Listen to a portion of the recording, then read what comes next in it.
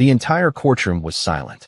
Not the quiet that came from respect, but the kind of silence that seemed to stretch and press against the walls, waiting to burst.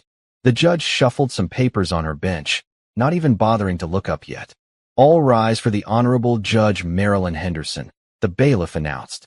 The usual sound of chairs scraping and murmurs followed. The judge sat, and court was in session. It was just another Tuesday. Another petty crime. Another name on the docket. Until she read the next one. "Next case," the judge said, lifting the file before her. "Defendant, James Andrew Callahan." She froze. Her lips trembled slightly. Her eyes widened. And then it happened. Judge Henderson stood, and one by one, first the bailiff, then the jury, then the attorneys, then the people watching from the pews. Everyone in the courtroom slowly stood up. Every single person. The defendant, a tired old man with scruffy hair, dirt on his jeans, and a coat too thin for the season, looked around, confused. He blinked. His hands shook in the cuffs. He had no idea what was going on. And then the judge said just one word, barely a whisper. "Sir." But no one explained. No one said why. Not yet. And James Callahan was left standing in a courtroom where the entire room had risen the moment his name was spoken. 3 months earlier, the cold had started early that year. James Callahan had spent the night under a bridge in Newark, New Jersey. He had one blanket, an old army sleeping bag, and a plastic bag full of crushed soda cans he'd hoped to turn in for change. His stomach growled. It always growled. He watched the people pass by. Parents walked their kids to school. Workers rushed by with coffee cups and briefcases. None of them saw him. Not really. He was invisible. Every day, James wore the same coat. It had a patch on the sleeve, a flag, and a small metal pin above the breast pocket. One boy stopped once. He couldn't have been more than 10. He looked up at James and asked, "Are you a soldier?" James had nodded slowly. "Was." The boy smiled. "Thanks for your service." And then he ran off, disappearing into the crowd. James held on to that moment. That one smile. That one sentence. It was enough to carry him through most days. He hadn't always been homeless. Once, he had a wife. A daughter. A little white house in a small town in Pennsylvania.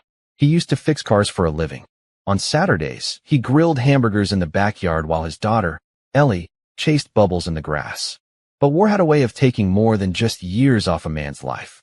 James had served 3 tours.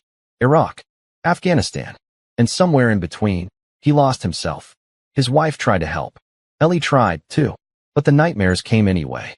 The shouting, the shaking, the way he would stare at walls, like he was still out there, looking for something that wasn't there anymore. One day he left. Just left. He thought they'd be better off without him. And maybe they were. He stopped keeping track of how many towns he drifted through. Newark was just another dot on the map. He didn't talk much. He didn't ask for help. Until one rainy night in November, when he saw a man being beaten in an alley. James had walked past at first. That was the rule. Don't get involved. Keep your head down. But something in the man's scream triggered something deep in his chest. He turned back. He didn't know if it was bravery or just instinct. All he knew was that within seconds, he had shoved the attacker off the man and stood over him with his fists clenched. The mugger ran off.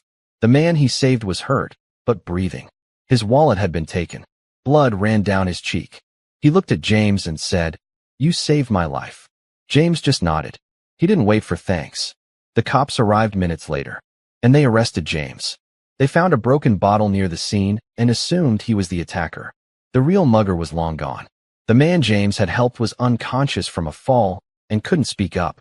James didn't fight it. He just sat quietly as they handcuffed him. He was used to being misunderstood. The public defender assigned to him barely looked at his file. "You're looking at 6 months unless someone can vouch for you," she said, not unkindly. But there was no one. No home. No family listed. No address. "Plead guilty," she said. "Get it over with." James just looked down. But someone had seen. Someone had recognized him. A city clerk filing paperwork had seen his name, had remembered it.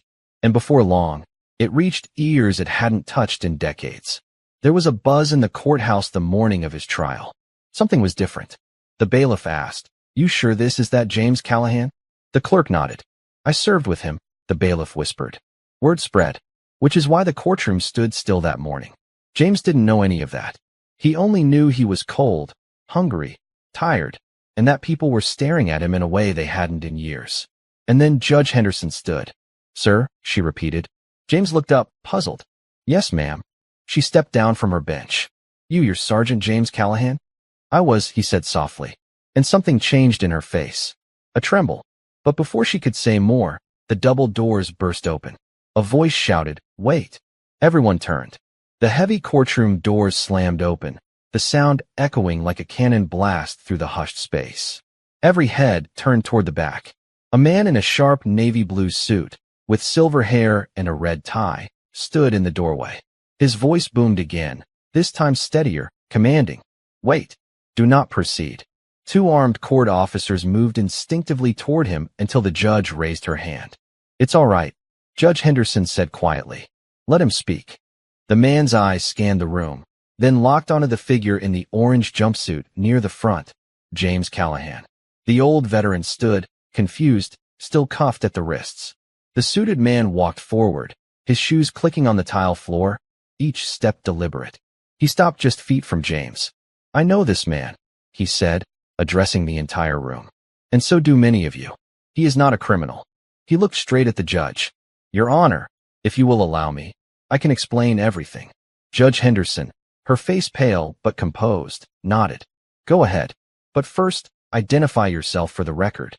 The man turned to the clerk. "Colonel Matthew Reeds, United States Army, retired." A ripple of whispers shot through the courtroom like wind through trees. James blinked. He looked at Colonel Reeds as if trying to remember where he'd seen him before. "You? Reeds?" James mumbled. The colonel's face broke into a pained smile. "Yeah, Afghanistan. FOB Copperhead. You saved my entire unit." James looked down, embarrassed. "That was a long time ago." Judge Henderson stepped forward again. "Colonel, how do you know this man?" Reeds looked at the crowd now. His voice rose with emotion. "Sergeant First Class James Callahan was one of the most decorated soldiers in our company. 3 tours, 6 commendations. He carried 2 wounded men on his back through enemy fire. He disarmed an IED with nothing but wire cutters and a mirror. When our convoy was ambushed outside Cost, it was Callahan who stayed behind to cover our retreat, alone." Gasps filled the room. James stared at the floor, uncomfortable. He hated praise. Reeds wasn't done. After the war, he disappeared. Many of us tried to find him. Letters went unanswered. Phone numbers went dead. None of us knew he was out here, living like this. The judge's voice cracked. "Why didn't you tell anyone who you were, Mr. Callahan?" "I didn't think it mattered," James said quietly. "People don't care who you were, just who you are now." And suddenly, the courtroom didn't feel like a courtroom anymore. It felt like a church, a sacred moment frozen in time. But just when things began to settle, the side door burst open. Another person ran in, this time a woman. Her voice trembled. "Dad." James turned so slowly it seemed like the air had thickened around him. His breath caught. "Ellie," he whispered.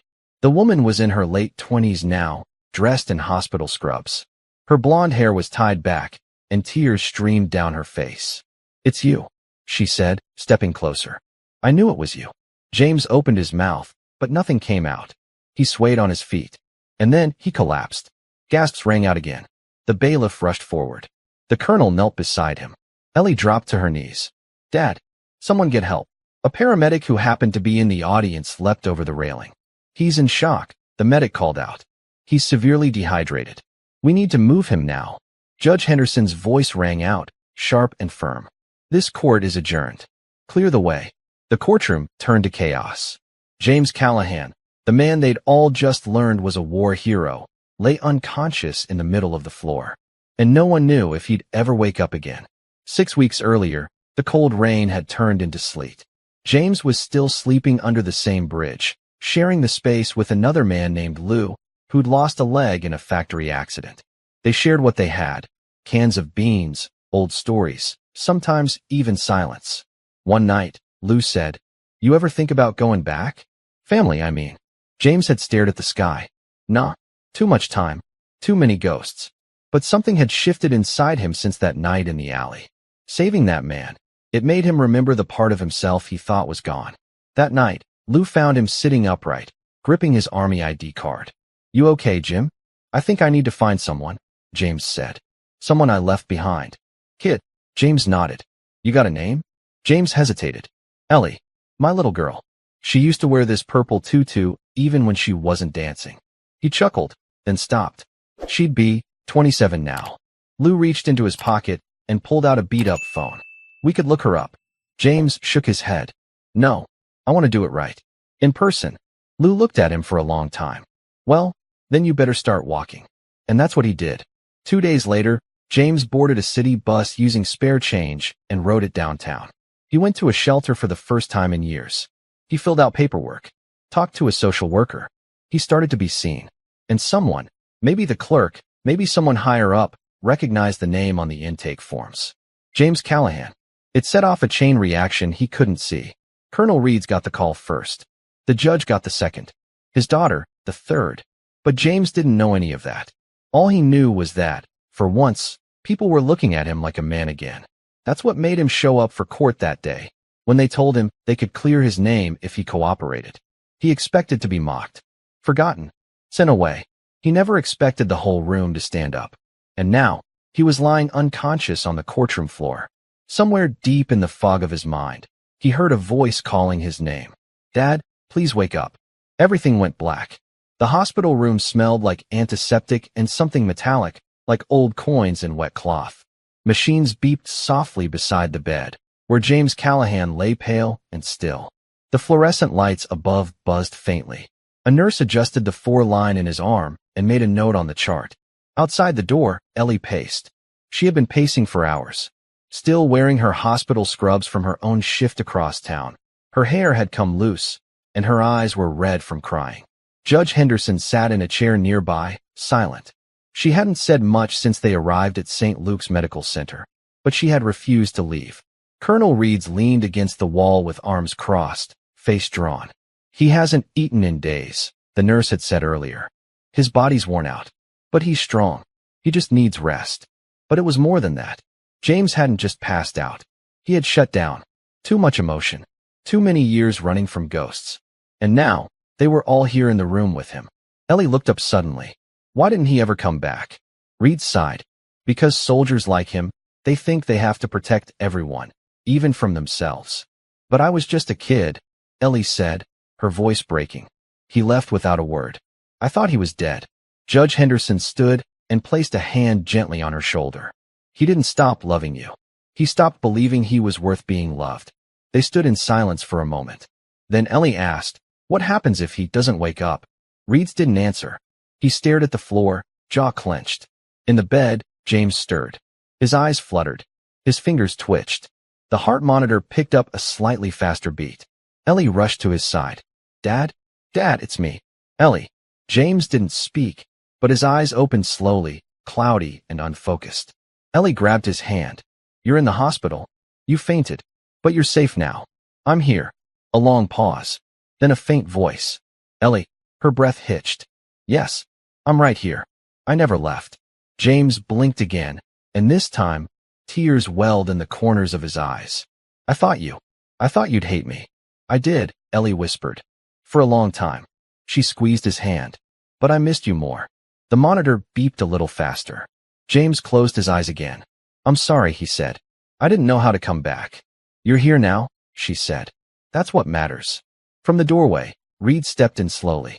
Welcome back, Sarge. James turned his head and gave a weak smile. Didn't think I'd see you again, Colonel. You always did have a flair for timing, Reeds replied. Judge Henderson looked from one to the other. You realize the charges against you were dropped? Witness came forward. Security footage proved everything. James nodded slowly. That man, is he okay? Thanks to you, the judge said. He's recovering. James looked away. That's good. Ellie sat by his side, brushing his thinning hair with her fingers like she used to when she was little. And for the first time in over a decade, James Callahan let himself rest. A week later, James was discharged from the hospital. It was sunny that day. The nurse wheeled him out in a chair, though he insisted he could walk. Ellie stood by, holding a small duffel bag with his few belongings, a coat, a comb, a book of poems he had picked up at a shelter, and his old army dog tags.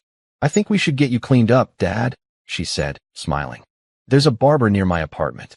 You're going to scare the neighbors looking like a mountain man. James chuckled weakly. Fair enough. She leaned in and kissed his cheek. Colonel Reeds was waiting near the parking lot. You coming to the ceremony? He asked. James blinked. What ceremony? Reeds looked surprised. You haven't told him? He said to Ellie. She shook her head. I wanted it to be a surprise. James looked between them. What are you talking about? Reeds smiled. They're giving you the Medal of Valor. For your service, your sacrifice, and what you did in that alley. James stiffened. I don't want that. Ellie frowned. Dad, I'm no hero, he said, voice hard. Don't make me into something I'm not. Reed stepped forward. James, you may not feel like one, but that's exactly what you are. Heroes don't just fight wars. They keep fighting when everyone else gives up. James stood up slowly from the wheelchair. I don't need a medal. I need time. I need a chance to fix things with her. Ellie's eyes shimmered. You've already started. James turned to her. You still have that purple tutu? She laughed. Mom kept it in a box. I almost wore it to prom just to make her mad. James smiled, the first real one in weeks. That's my girl. They walked to the car together. The sky was blue, for the first time in a long while. But just as they opened the car door, a man in a black jacket stepped out from behind a nearby van. He looked nervous, twitchy. James saw the bulge under the man's coat. A weapon. He stepped in front of Ellie. Sir, the man said, his voice sharp, eyes darting. I need to talk to you. Now. It's about what really happened that night in the alley. James narrowed his eyes. Who are you? The man stepped closer and pulled out a photograph. I was there, he said. But there's something no one knows. Something they need to know. Reeds reached for his phone. Ellie froze. James took the photo and looked at it. His face drained of color. In the photo, grainy and shadowed, was James standing over the mugger. But the mugger wasn't unconscious. He was handing James something. A small envelope. And now, someone wanted answers. James looked up at the man. Where did you get this? And the man said 3 chilling words. I think you're in danger. James held the photo in his hands, eyes locked on the grainy image. His fingers trembled. His mind spun in a way it hadn't since his days overseas. Rapid calculations, assessing threats, preparing for the worst. The photo clearly showed him. The mugger. And something being exchanged. Not a punch. Not a scuffle. An envelope. Ellie stepped closer. Dad? What is that? The man in the black jacket glanced around nervously. We can't talk here. Too exposed. Come with me. Colonel Reed stepped between them. Hold on. Who are you? The man lowered his voice. Name's Tyler. Tyler Briggs. Freelance reporter. I was following a lead that night in the alley, on organized theft rings downtown. That's when I saw him. He nodded at James. And the other guy. I snapped a few shots, then ran when things got loud. But the next morning, when I checked the photo, he pointed at the image. I saw the envelope. Thought it was odd. Thought maybe I caught a payoff. But then the guy you saved turns up in the hospital. You get arrested. And now, everyone's acting like you're a hero. James looked him dead in the eye. I didn't take a payoff. That man was unconscious when I got there. I didn't exchange anything. Briggs held up his hands. I believe you. I do. But someone wanted me to not show this photo. They found me. 2 guys in a black SUV. Suits. No IDs. Told me to delete the photo. Said it complicated things. Colonel Reed straightened. Feds. Didn't feel like feds, Briggs said. They were quiet. Threatening.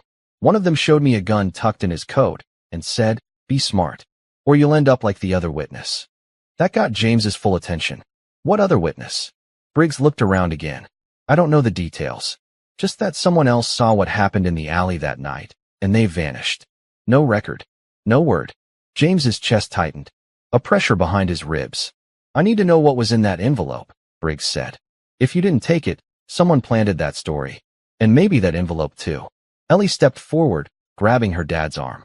You're not getting involved in this again. You just got out of the hospital. You were almost. James gently pulled free. I need to remember exactly what happened. Reeds nodded. Let's go somewhere safe. Somewhere we can talk without eyes on us. An hour later, they sat inside a small corner diner with dusty blinds and cracked red booths. It smelled like bacon grease and burnt coffee. The waitress gave them a wary glance, but didn't ask questions. Briggs spread out a few more blurry photos on the table. James studied them, eyes squinting. This one, he said suddenly, tapping one with a shaking finger.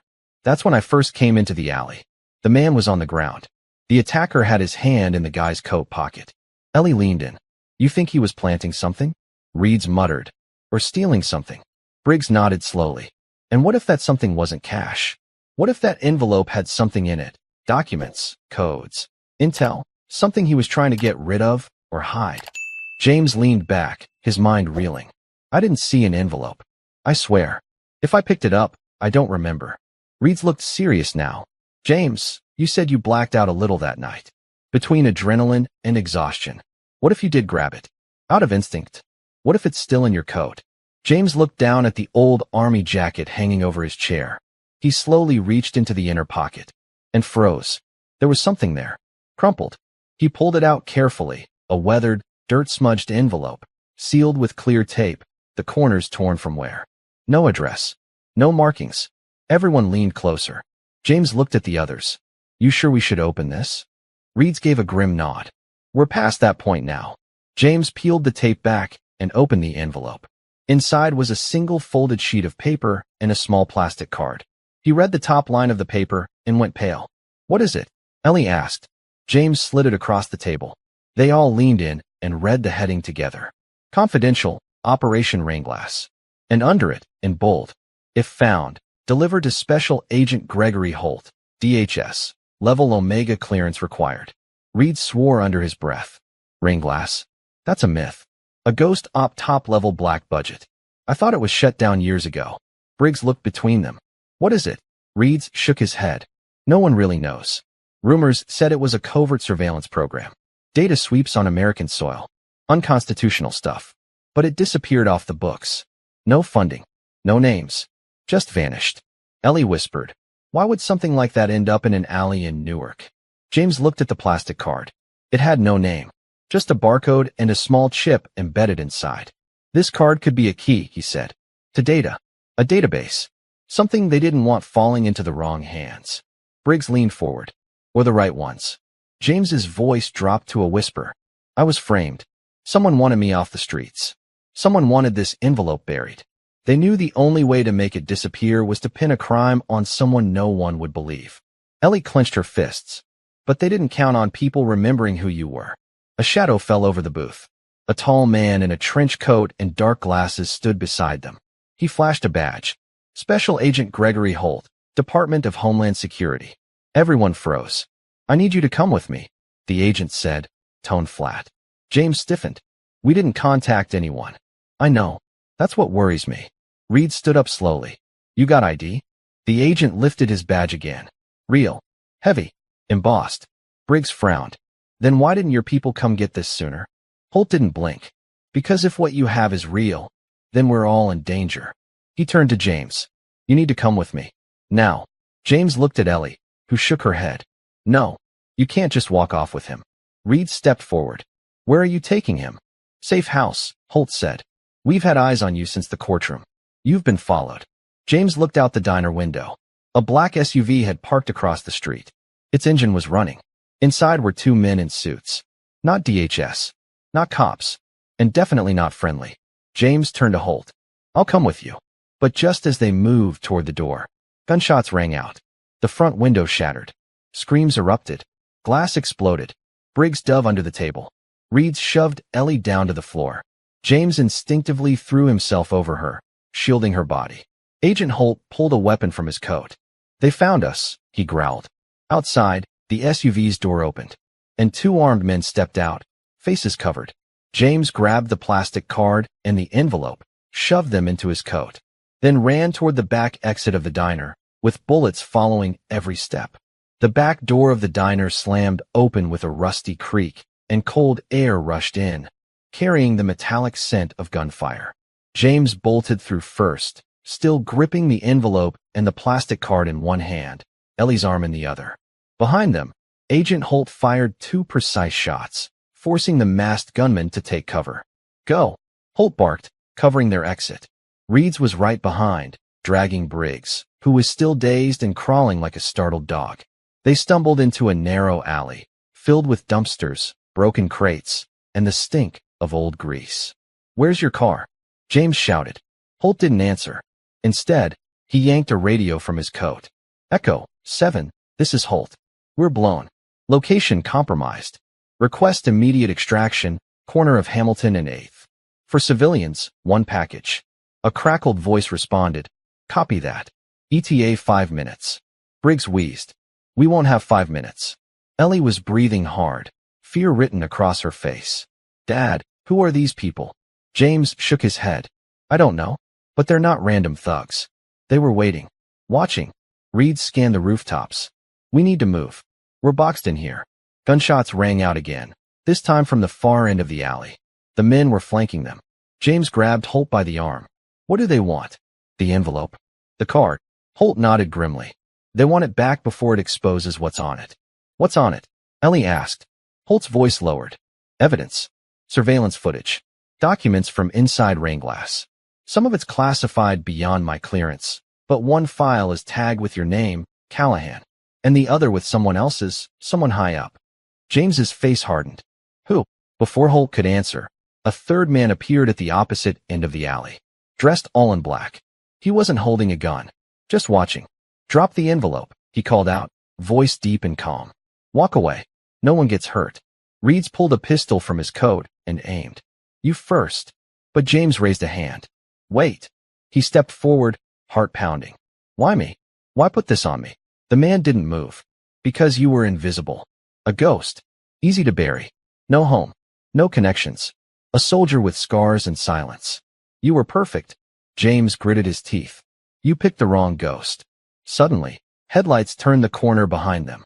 A black van screeched into the alley, its tires smoking. Doors opened. Armed agents in tactical gear stormed out, barking orders. Drop your weapons. On the ground now. The man in black turned to run, but was tackled before he got 2 steps. Within seconds, the alley was swarming. The 3 gunmen were disarmed, cuffed, and dragged into the van. Holt waved over a female agent. Get them in separate vans. No talking. Then he turned to James. You just became part of something way bigger than you ever expected. James exhaled slowly. Story of my life. They were taken to a secure facility. One of those government buildings that looked like a warehouse on the outside, but was all steel doors, glowing screens, and keycard locks on the inside. Ellie stayed close to James the entire time. Reed stood guard at every room they entered. Briggs, to everyone's annoyance, kept taking notes. Just doing my job, he said. Inside a high-security briefing room, Holt placed the plastic card into a port on a secure terminal. The screen blinked to life. A folder appeared. Project Rainglass, Omega Vault. Holt entered a passcode. A progress bar began to load. Here goes nothing, he muttered. James stared at the screen. Part of him didn't want to know. Part of him had to. The first file opened. A grainy video clip. A room. 2 men seated at a table. A voice said, We'll scrub the records. He's got no family left. Once the transfer's done, he disappears. James squinted. That voice. Ellie leaned forward. Who is that? The camera turned slightly. One of the men at the table came into focus.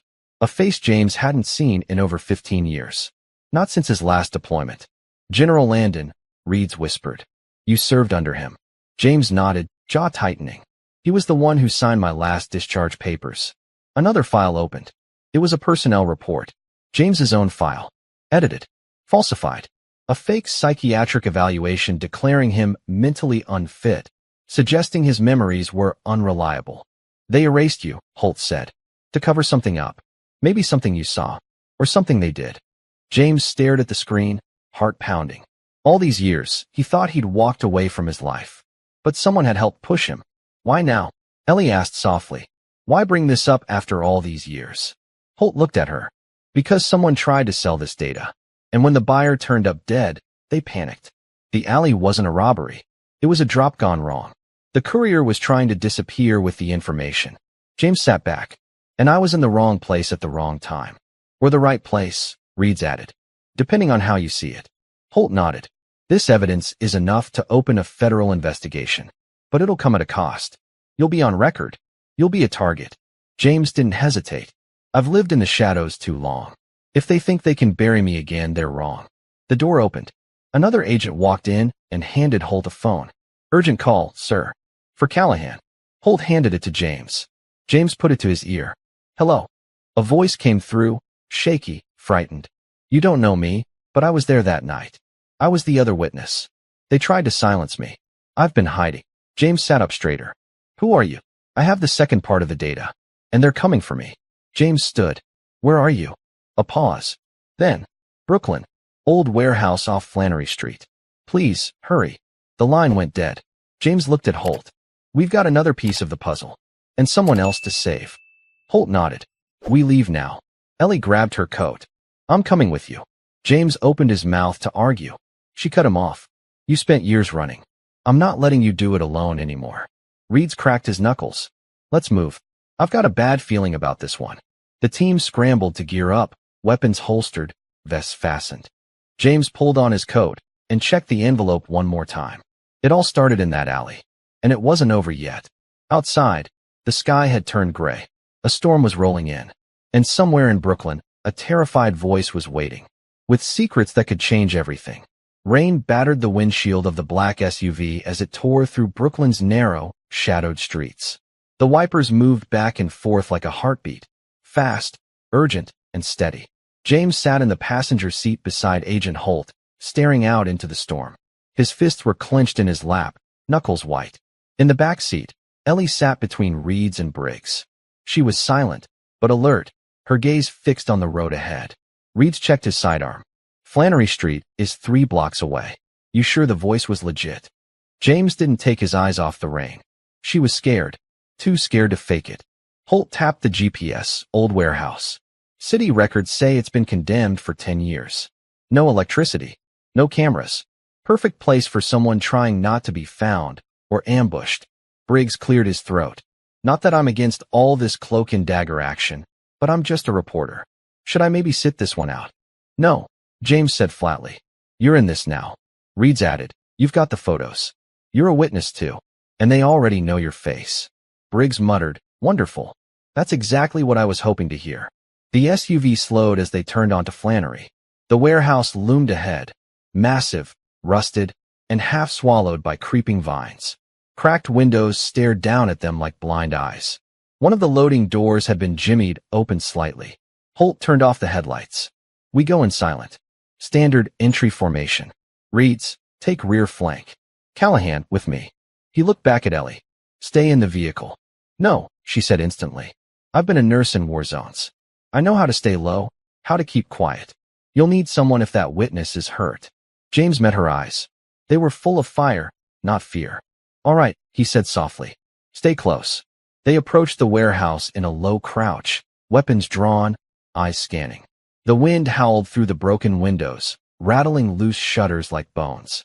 Inside, the darkness was thick. They slipped in through the open loading door. Flashlights, Holt whispered. The beams cut through the dark, revealing dusty crates, fallen beams, and a sagging staircase that led to a shadowed second floor. Hello. James called out gently. We're not here to hurt you. You called me. I'm James Callahan. A voice answered, high and terrified, from above. Up here. Hurry. Please. They moved fast, careful not to make noise on the unstable stairs. At the top, in a small office with broken blinds and scattered paper, they found her. A woman in her mid-30s, eyes wide with panic, a deep gash across her forehead. She clutched a bloody cloth in one hand and a phone in the other. Ellie rushed forward. I'm a nurse. Let me help you. Reed stood guard at the door. Holt and James approached carefully. What's your name? James asked. She swallowed hard. Jessica. Jessica Park. I was working for a subcontractor under DHS. Data sorting. I wasn't supposed to see what I saw. Her voice trembled. But I opened a file tagged Omega by mistake. I saw footage. Names. Locations. People I thought were supposed to be protecting us, doing things they shouldn't have. Rain glass, Holt said. Jessica nodded. That courier, the one you found in the alley. He came to me first. Said he had copies. Asked me to help him leak it. And the envelope? He gave it to me. I copied it to 2 drives. One I gave back to him. One I kept. He said if he didn't check in by morning, I should find a way to tell someone. That's when they came for me. Ellie was finishing the bandage. You've been hiding since. Jessica nodded. But I ran out of places. And people. She reached into her bag and pulled out a small metal flash drive. This is everything. Files. Codes. Audio. It's the final piece. James took it, just as Holt's radio crackled. Unit Echo, respond. Possible hostiles inbound. Black SUV, No tags. Spotted on camera 2 blocks from your location. Reed stepped into the hall. They found us. Holt cursed. We need extraction. Now. James turned to Jessica. Can you walk? She stood slowly. Barely. Ellie threw Jessica's arm over her shoulder. We'll get her out. Downstairs, the wind slammed the warehouse door open. Then came the sound of boots. Many boots. Reed shouted, We've got company. James drew his pistol. Out the back. We'll hold them here. No. Ellie snapped. We go together. Briggs shouted from below. They're inside. Gunfire erupted. Wood splintered. Bullets tore through the walls like paper. James turned to Holt. We have to split. You and Reed take Jessica and Ellie out the back. I'll lead them the other way. Ellie grabbed his arm. No. You're not sacrificing yourself again. James cupped her face. I'm not. Just buying time. He kissed her forehead, turned, and ran down the stairs toward the front entrance, drawing fire as he went. Ellie screamed after him, but Reed grabbed her. Trust him. Move. They ran into the dark, slipping through a side door and out into the rain-soaked alley. James darted between crates, ducking as bullets whizzed past. He fired back, forcing the attackers into cover.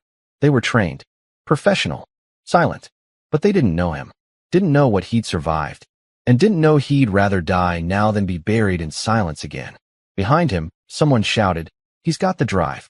James ducked behind a forklift. Bullets struck the metal, sparks flying. He reached into his coat and tossed the empty envelope into the open. A man dove for it, thinking it held the data. James used the moment. He ran, but a figure stepped in front of him, face covered, rifle raised. End of the line, the man growled. James lifted his hands. But from the shadows, a shot rang out. The attacker crumpled.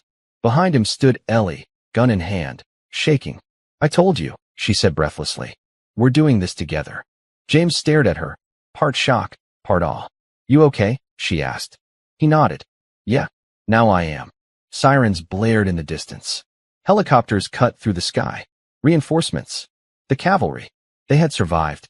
But what they carried now, on that single flash drive, could bring down people in the highest offices of government.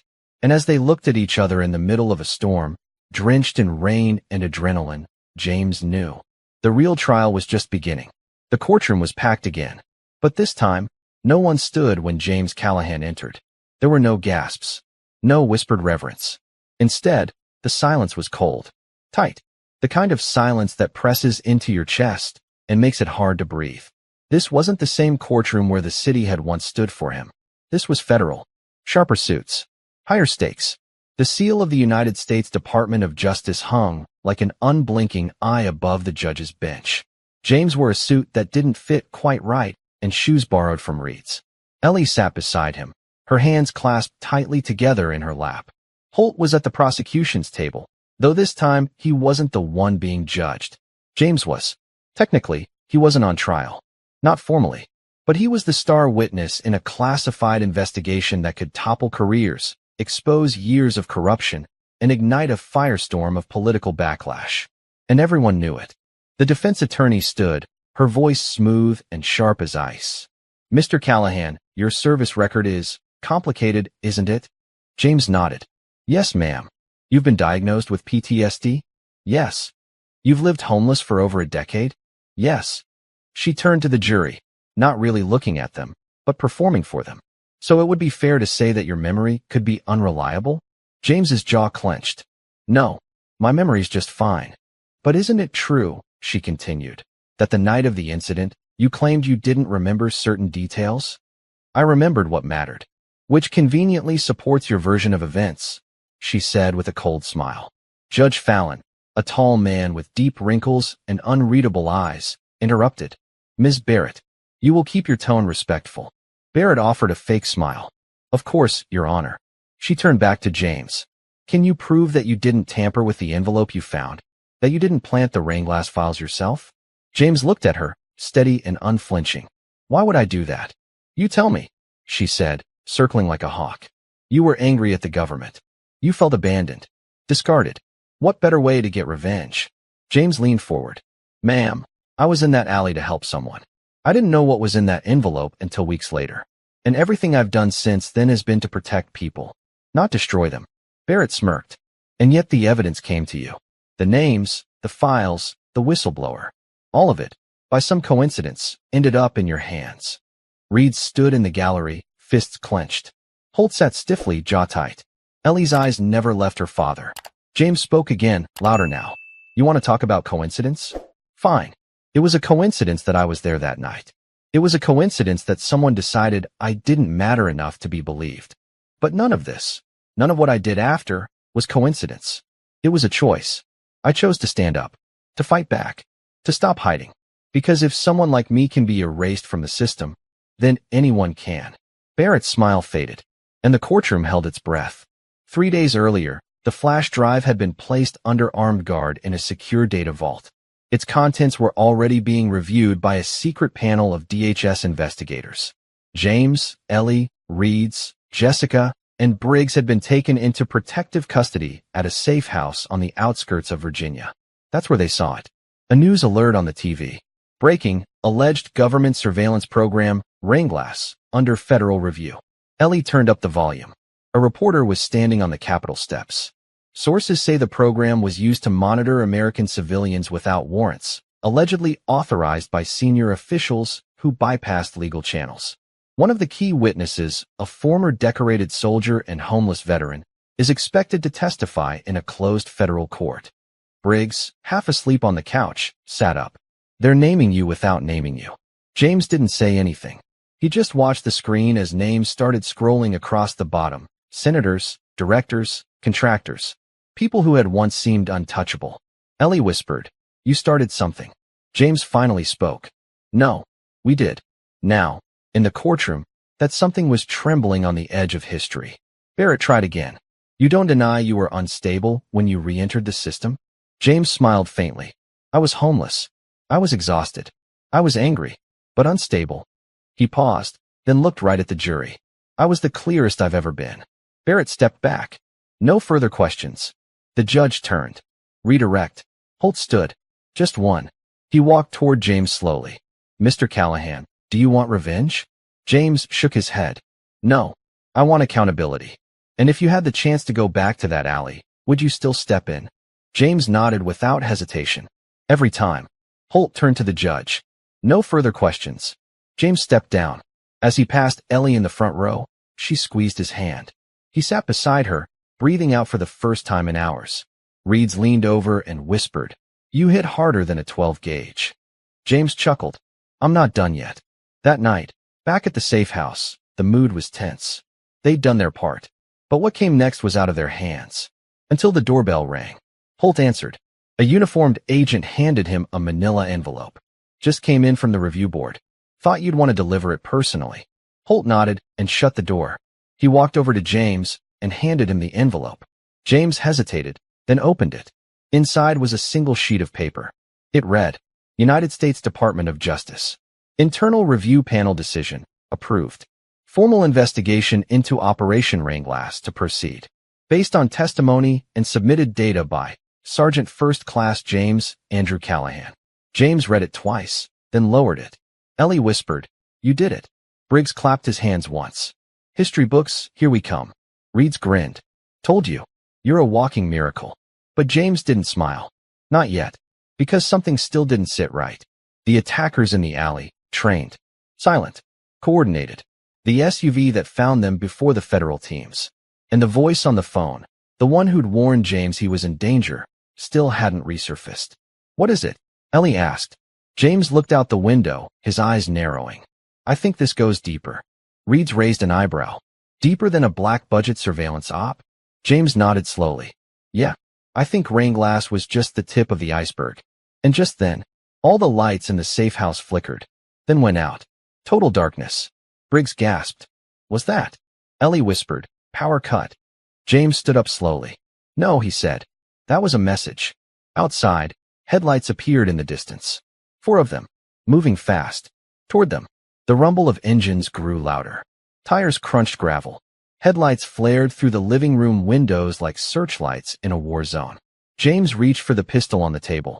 Reeds was already at the front door, peeking through the curtain. 4 SUVs. Black. No plates. No lights inside.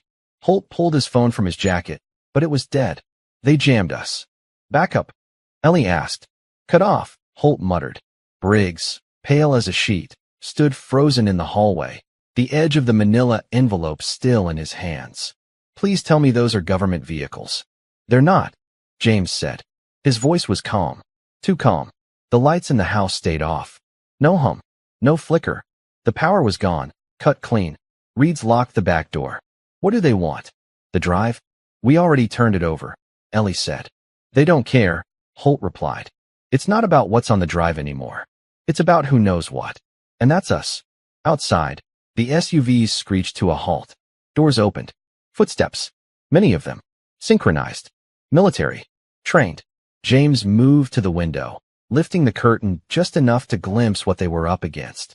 4 teams. 1 per vehicle. All armed. All dressed in tactical black. Silenced weapons. Comms in their ears. Not random thugs. Not police. Mercenaries. Private contractors. And they were moving in. We need to move. Now, James said. Downstairs. Safe room. This house has a safe room. Ellie asked, stunned. Everything Holt touches has a safe room, Reed said, guiding everyone toward the hallway. It's the paranoid charm of working in national security. They moved fast. The door to the basement was hidden behind a shelving unit. Holt pushed it aside, then opened the trapdoor in the floor and waved everyone down. Briggs nearly tripped on the stairs. Ellie helped Jessica, who still limped from her earlier injury. James stayed at the top of the steps, eyes still fixed on the windows above. They're surrounding the house, he muttered. Then he closed the trapdoor and descended into the dark. Reeds flicked on the safe room lights. It was small, metal walls, a radio console, a water tank, a few cots, and a locked weapons locker. Ellie helped Jessica sit. James stood at the door, listening. Nothing yet. Then, boom, the front door exploded off its hinges. Breaching charge, Reed said. They're not being subtle. They're not here to take prisoners, James muttered. They're here to erase us. Upstairs, boots pounded on tile. Voices barked orders, short, efficient. Clear. North wing secure. Basement next. Downstairs, the group stayed silent. James pulled a shotgun from the locker and passed another to Reed's. Holt took a handgun. Ellie grabbed a first aid kit and tucked it beside her. We're outnumbered, Reed said. We can't win a firefight. We don't have to, James replied. We just have to survive long enough to transmit the rest of the data. Data's already with the DOJ, Holt said. No, James shook his head. We were focused on Rainglass. But if this team was sent after that, then someone's covering more than surveillance. They're covering something else. Something we haven't seen yet. Briggs slowly raised his hand like a kid in a classroom. There was a second flash drive. Everyone turned to him. What? Holt barked. Briggs fumbled in his bag. Jessica gave me 2. She said to split them up, just in case. I never gave mine to the panel. He held it out. James took the small metal stick. This could be why they're here. Footsteps above. Louder now. Then, the trapdoor was found. A voice called out, basement access secured. Holt moved to the radio panel, trying to raise help. Static. Damn. Jammed all channels. James slotted the flash drive into the console. A new folder popped open. He clicked the top file. Project, Sentinel Dusk. Subproject of Rainglass. Target Elimination Protocols. Authorized, General Landon. Ellie leaned over. Target elimination? The file contained names. Not of foreign enemies. Americans. Journalists. Whistleblowers. Activists. Even one senator. Redacted photos. Deceased stamped across some. Ellie gasped. This wasn't just spying. They were killing people. Sanctioned assassinations, Holt said, horrified. This goes beyond Rainglass. It's full-on domestic black ops. Another file opened, an order log. One name stood out. Target, James Andrew Callahan. Status, active. Terminate with prejudice. Everyone froze. Reeds looked at him. They planned this long before the alley. They were waiting for a trigger. You weren't just a patsy. You were a target. The trapdoor above clanged. A soldier shouted, cut through the hatch. They were out of time. James clicked upload. A progress bar appeared, 1%, 2%. Transmitting to cloud server, he said. Linked it to a journalist's public key. The moment it finishes, it goes to every news outlet with a secure mailbox. Boom. The trapdoor caved in. Metal clanged against the floor. Gas canister dropped in. Smoke. Tear gas. Everyone choked, coughing violently. Eyes watered. But James didn't stop. 19%. 20%. He turned to Ellie. Go to the corner. There's an air vent. You and Jessica crawl out and run. I'm not leaving you, she said, tears mixing with the gas. You have to, he said firmly. You survived all these years without me. Now I need you to survive this. The hatch blew open fully. Figures in gas masks dropped in. Gun raised. James fired. So did Reed's. Chaos erupted. Ellie pulled Jessica toward the vent. Briggs followed. Holt laid down cover fire. James shielded the upload terminal. 48%. 49%. One masked soldier lunged toward the console. James tackled him. The two crashed to the ground, struggling. The soldier drew a blade. Slashed. James screamed in pain as the knife tore across his ribs. But he grabbed a piece of broken metal and rammed it into the attacker's shoulder. The man dropped. Reed's was bleeding. Holt was limping. Ellie screamed from the vent. Dad. 71%. 72%. James crawled, blood soaking his shirt. He reached the keyboard, fingers shaking. One soldier aimed. Fired. The bullet struck James in the shoulder. He collapsed. The progress bar blinked. 88%. 89%. He reached with his other hand, barely touched the enter key. Another shot fired. His arm fell limp. 95%. 96%. Suddenly, a new voice shouted from upstairs. Federal agents. Drop your weapons. Gunfire outside. Backup had arrived. Agents stormed down the stairs. The mercenaries turned and fled, dragging wounded as they went. The last of them disappeared into the smoke. Reed's rushed to James's side. He's hit bad. Ellie crawled back through the vent, tears streaming. Dad, hold on. James smiled faintly, eyes flickering. I finished it, he whispered. It's gone. Above them, somewhere in the city, phones buzzed. Screens lit up. Newsrooms opened encrypted messages. The world began to read. Project Rainglass. Sentinel Dusk. The list. The orders. Everything. Ellie cradled her father, whispering, Stay with me. Please. James stared at her through bleary eyes. I'm finally home. His eyes closed. And everything went still. James Callahan's world went dark. Voices blurred, like distant echoes underwater. Sirens wailed somewhere far above, distant and cold. Hands were on him, pulling, pressing, trying to stop the bleeding. But James felt none of it. Just warmth. Not pain. Just the sound of his daughter's voice calling him back. Dad, please. Then a jolt. His body arched violently. A defibrillator. Clear. His chest slammed back down. No response. Again. Clear. Another jolt. Inside the blackness, James saw something. A backyard. Ellie, small again, in her purple tutu, chasing bubbles. His wife laughing from the porch. His grill smoking. Everything he had lost, still there. Just beyond reach. Then, from somewhere deep in the dark. James. A voice. Firm. Steady. Get up, soldier. James blinked. Colonel Reed's. Not in uniform. Not in the safe house. Just a figure in the memory, standing tall against a smoky battlefield sky. Get up. The world slammed back into him. James's eyes snapped open. White light above him. Beeping machines. The rhythmic ping of a heart monitor. He gasped, coughing. Ellie's voice, somewhere close. Dad. He turned his head slowly. She was there, crying, smiling. You're awake, she whispered. You're back. He tried to speak, but only a rasp came out. Don't talk, she said quickly. You're in the hospital. You lost a lot of blood. But you made it. We all made it. James looked down. Tubes. Bandages. His left arm in a sling. The pain was distant, dulled by medication. Reed's entered the room behind Ellie, his right arm in a brace, but otherwise intact. You scared the hell out of us, Reed said with a grin. But you did it. James blinked. Did what? Holt stepped into view next, holding a tablet. You broke the story of the decade, he said. The media is calling it the biggest breach of covert government programs since the Pentagon Papers. James stared at the screen. Headlines. Shadow Operation Exposed. Rainglass and Sentinel Dusk leak sparks nationwide uproar. Government agents accused of targeted killings. Callahan files ignite debate in Washington. Who watches the watchers? Homeless veteran emerges as key whistleblower in DHS scandal. James looked overwhelmed. I never wanted attention, he croaked. Holt nodded. You didn't ask for it. But sometimes history chooses you. Ellie leaned in closer, brushing hair from his forehead. The country saw you stand up when it counted. Now they're listening. Outside the room, the hallway was filled with reporters. Flashbulbs popped against the glass. Security officers stood shoulder to shoulder to keep the media at bay. You're a hero now, Reed said. Even if you hate it.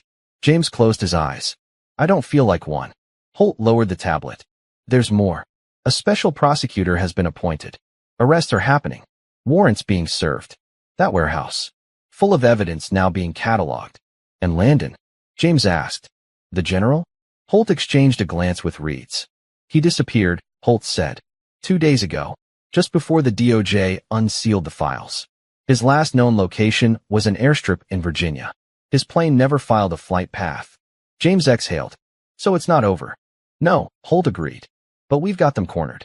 And thanks to you, the country's awake. Ellie squeezed his hand. The people are rallying. Talking about reform. Transparency. There's even talk of naming legislation after you. James groaned. Please no. Just let me fade into peace. Reeds laughed. Not a chance. You're a symbol now. Suddenly, a knock on the door.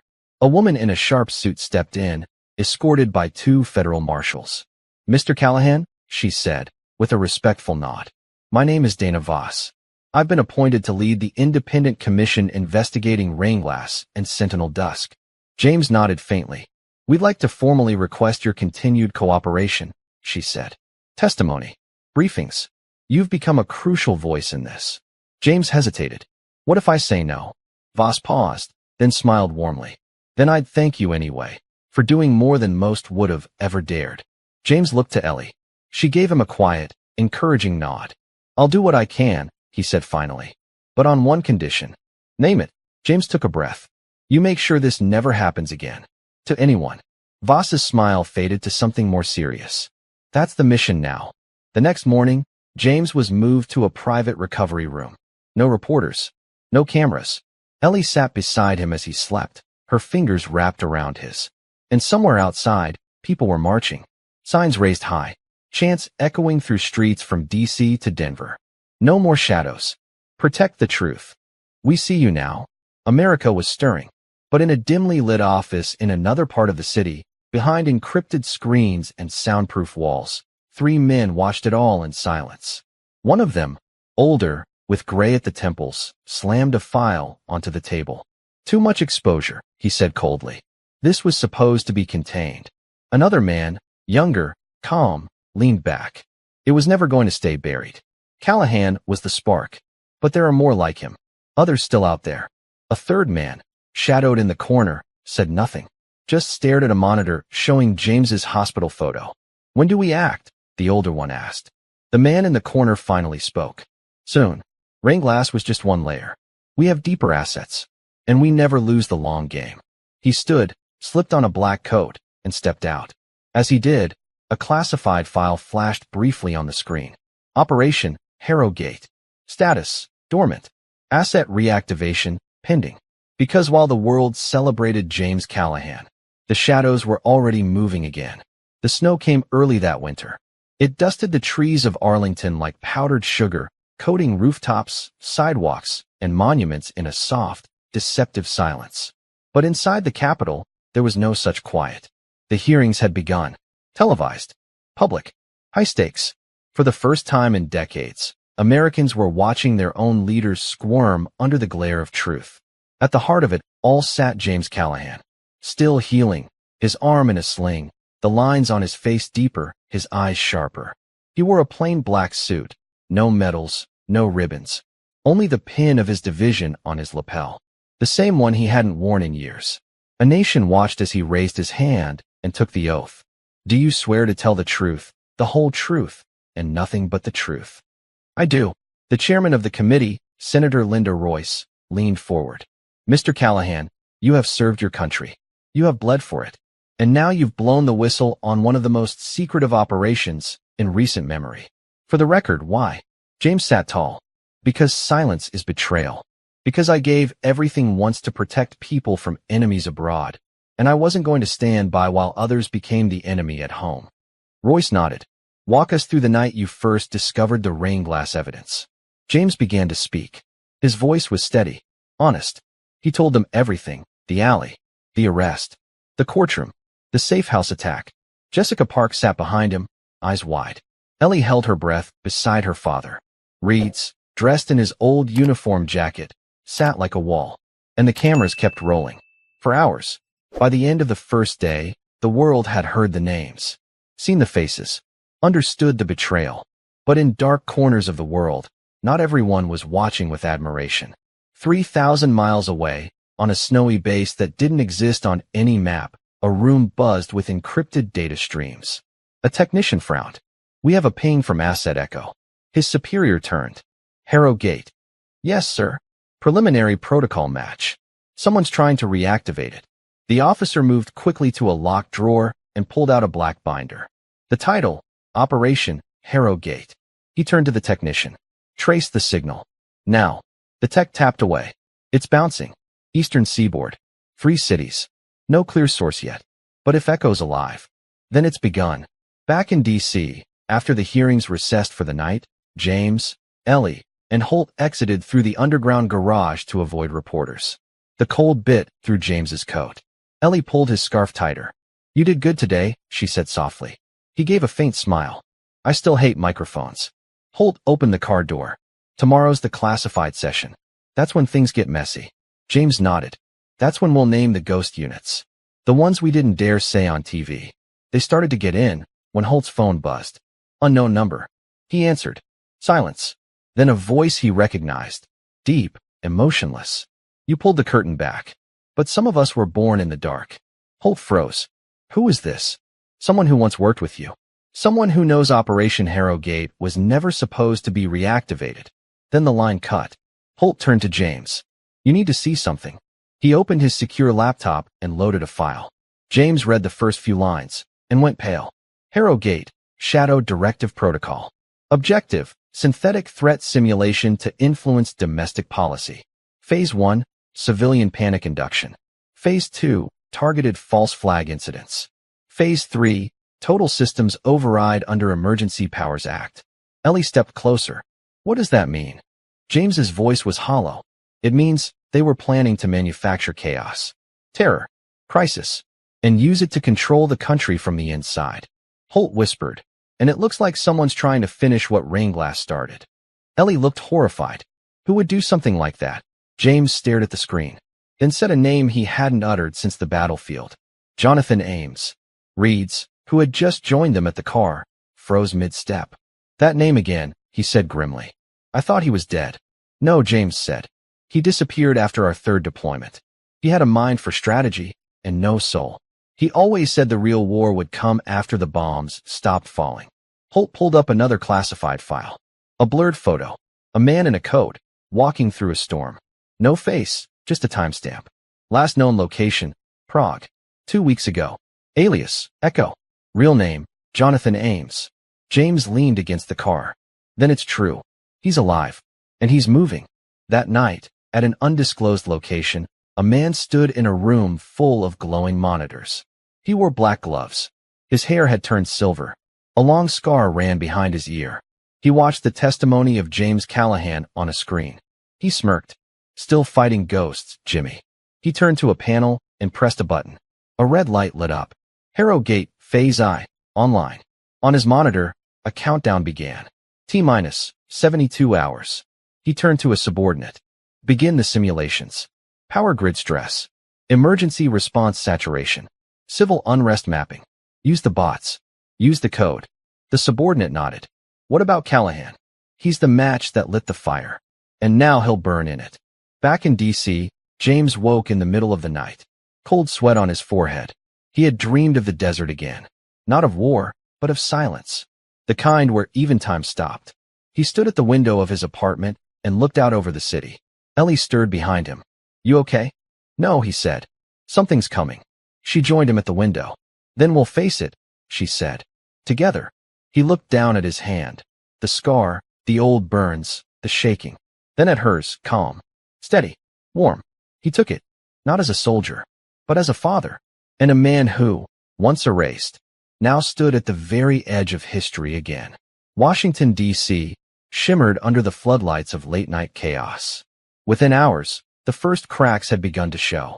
The Northeast power grid suffered a malfunction, plunging sections of Boston, New York, and Philadelphia into darkness. Cell towers in 3 major cities failed simultaneously. An emergency broadcast interrupted regular programming, announcing a nationwide threat assessment exercise. But it wasn't a drill. It was the beginning of Harrogate, and only a handful of people knew. Inside a reinforced Federal Operations Center, James Callahan sat across from Agent Holt, his jaw tight as the countdown clock ticked. T-minus 42 hours, 18 minutes, and 27 seconds. They'd intercepted the signal. Harrogate wasn't just being revived, it was running. Simulations are blending with real-world systems, Holt said, tapping on a touch display. No one's calling it an attack yet. But in 42 hours, emergency protocols give certain federal agencies full authority over communication, transportation, and civilian movement. Martial law, James said. Worse. It's legal, Holt replied. Ellie stood nearby, her eyes darting over the room's screens. People think it's just glitches. Bad weather. Overloaded systems. They don't know they're being herded into fear. James leaned back. Where's the command node? Deep underground, Holt said. We traced it through dozens of proxies. Final ping landed at a facility in Wyoming. Decommissioned base. Forgotten on purpose. And Ames. He's there, Holt confirmed. Running this like a war game. But we can't just bomb the site. There could be civilian tech infrastructure tied to it. That's why we go in. James nodded. When? Now. The Blackhawk sliced through a headwind of snow and silence as it pushed west. Inside, James, Reeds, Holt, and 2 tactical teams prepped gear in grim silence. Jessica Park joined them, against protocol. She was the only one who had seen parts of the original Harrogate schematic. The data from her drives had unlocked the last map of the underground network. Ellie stayed behind at Central Command, but she was patched into the team's comms. Her voice came through James's earpiece. Your vitals spike. I know. I'll be watching. James smiled. Just like when you were 5 and snuck the thermometer into your sock to skip school. You remember that? I remember everything now. The co-pilot called back. We're approaching. Eyes on perimeter. Infrared shows no movement. Reeds checked his rifle. That means they're either gone or waiting. The chopper touched down on a snow-covered plateau. Before them, a rusted hatch stuck out from the mountain like a forgotten relic. The team approached in formation. Holt held up a signal scanner. No alarms. Doors not rigged. They opened it slowly. Stale, recycled air drifted out. They descended. Inside the bunker, darkness gave way to flickering fluorescent lights and long hallways lined with outdated government signage. Place looks like it died in 1982, Reeds muttered. But James knew better. It wasn't dead. It was sleeping. Until now. They moved through checkpoints, peeling away deeper into the labyrinth of corridors. Jessica directed them toward the mainframe chamber, based on memories and file blueprints. 10 levels down, she said. Sub-basement 4. It's the core. If we reach it, we can force a shutdown. They turned a corner, and gunfire erupted. 2 black-clad guards emerged from the shadows, opening fire with silencers. The hallway lit up with muzzle flashes. James dove behind a rusted locker, returning fire. Reeds flanked left, picking one off with precision. The other fell seconds later. Silence returned, but the message was clear. Ames wasn't alone. They pushed deeper. Every turn revealed more evidence of Harrogate's twisted rebirth. Simulation servers, crisis footage ready to be streamed, artificial social media triggers programmed to ignite panic. Look at this, Jessica said, stopping at one terminal. They were ready to drop fake footage of bombings. Gas leaks. Assassinations. All synthetic. All AI. Holt pulled a drive from his pack. We copy everything we can. Then we burn it. James nodded, eyes steely. No more shadows. Finally, they reached the control room. One door. Thick. Locked. Holt checked the console. Biometric. Jessica stepped forward, hand shaking. I can bypass it. I used to work under the architect who designed this system. I just need time. The lights flickered overhead. James turned. Something moved behind them. Too late. A single shot rang out. Jessica cried out and dropped. Ames stepped from the shadows, pistol still smoking. Older. Colder. His silver hair matted under a dark hood. He pointed the gun at James. You should have stayed buried. James dropped to his knees beside Jessica. She was alive, grazed, but conscious. Reeds and Holt aimed at Ames, but he held up a remote detonator. Easy, he said. You shoot, we all go. This room is wired. I blow the core, and everything down here collapses. Nothing gets out. James stood slowly, eyes burning. You already lost. Everyone knows what you built. The hearings, the files. But they don't know how deep it goes, Ames snapped. Rainglass was a distraction. Harrow Gate is the real control. I created a tool that governments will beg for once the next panic hits. You think this ends with me? James stared him down. No, it ends with me. Then, from James's earpiece. Now. The lights cut out completely. A deafening boom shook the corridor as flashbangs exploded. Ellie had triggered the facility's emergency override remotely. Night vision goggles dropped over the team's eyes. In the chaos, Ames fired blindly. James charged. They slammed into each other, crashing against the control console. The detonator fell and slid across the floor. Reeds tackled Ames, pinning him. Holt grabbed the remote and yanked the wires free. Jessica crawled to the mainframe and began typing, her fingers moving by memory and instinct. Shutdown initiated, the system voice announced. All simulations terminated. The lights flickered once, then powered down. Harrow Gate was offline. Hours later, as dawn broke over the mountain, James stood at the hatch looking out over the snow-covered land. Helicopters arrived. Federal agents descended. Ames was in custody. The servers were seized. Jessica was safe. And the countdown had stopped at 0. Back in Washington, as news of the final shutdown spread, the country exhaled. The chaos of recent days faded. And the name, Callahan, returned to every headline. Only now, not as a whistleblower, but as the man who stopped a shadow war. The hearings reconvened. And this time, when James walked into the courtroom, something happened again. Not planned, not rehearsed. Every senator, every civilian in attendance, even the guards, they rose to their feet and stood in silence. James froze in the doorway. Ellie gently touched his arm. They're standing, Dad. He looked across the room, at the people he had sworn to protect. And finally, he stepped forward. Snow fell gently outside the Capitol building, softening the sharp edges of a city that had spent too long looking away from its own shadows. Inside, the final day of the hearings was underway. James Callahan stood before the room once more, not to reveal, not to defend, but to close the story he never meant to start. The chamber was full, not just politicians and press, but veterans, nurses, teachers, students, people who had watched the hearings not for spectacle, but for hope.